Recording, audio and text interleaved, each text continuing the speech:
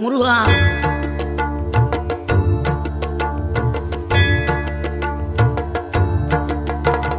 ஆறுபடை வீடும் அருள் வழங்கும் முருகா, அருகே நீ ஓடோடிவா.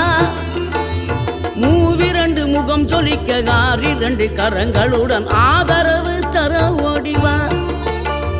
ஆறுபடை வீடும் அருள் வழங்கும் முருகா, அருகே நீ ஓடோடிவா.